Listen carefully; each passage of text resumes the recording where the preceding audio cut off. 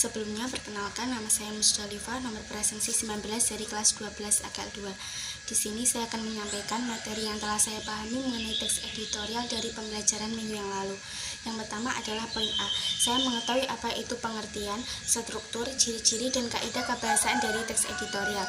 Pengertian teks editorial sendiri yaitu suatu tulisan berupa opini atau pendapat penulis mengenai suatu isu atau peristiwa yang aktual yang sedang hangat diperbincangkan di masyarakat. Sedangkan untuk struktur dari teks editorial ada 3. Yang pertama adalah pengenalan isu atau tesis, yang kedua adalah pernyataan pendapat atau argumentasi, dan yang ketiga adalah penegasan ulang. Teks editorial juga mempunyai ciri-ciri, yaitu fakta atau peristiwa yang aktual, yang kedua adalah sedang ramai atau sedang hangat diperbincangkan, dan yang ketiga adalah kontroversial. Teks editorial juga mempunyai opini yang biasanya berbentuk kritik, penilaian, prediksi, saran, dan harapan. Untuk kaidah kebahasaan dari teks editorial, yang pertama adalah penggunaan kalimat retoris, dan yang kedua adalah penggunaan konjungsi kausal, yang ketiga adalah penggunaan kata-kata populer. Poin B, yaitu manfaat apa yang didapat dari belajar teks editorial. Manfaat yang didapat dari belajar teks editorial yaitu yang pertama, teks editorial menjelaskan fakta atau peristiwa yang aktual. Yang kedua, teks editorial memberikan penilaian kepada pembaca mengenai teks editorial. Selain memberikan penilaian, teks editorial juga memberikan pandangan kepada pembaca untuk menghadapi masalah atau isu yang sedang terjadi.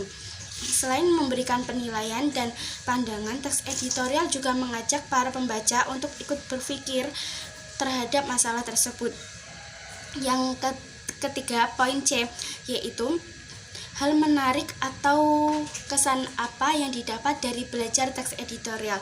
Menurut saya pribadi, hal paling menarik dari teks editorial yaitu penggunaan kalimat retoris. Penggunaan kalimat retoris ini adalah kalimat pertanyaan yang tidak memerlukan jawaban, sehingga hal ini bertujuan mengajak para pembaca untuk ikut berpikir sehingga mampu bergerak ataupun minimal mengubah pandangannya mengenai masalah atau isu yang sedang dihadapi. Selain penggunaan kalimat retoris, saya juga menyukai kata yang digunakan dalam teks editorial, yaitu kata-kata yang populer.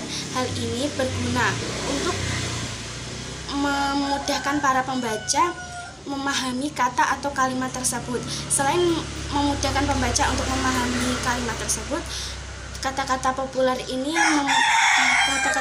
ini membuat pembaca merasa rileks membaca masalah yang penuh dengan tanggapan kritis. Hal inilah yang menjadi poin plusnya.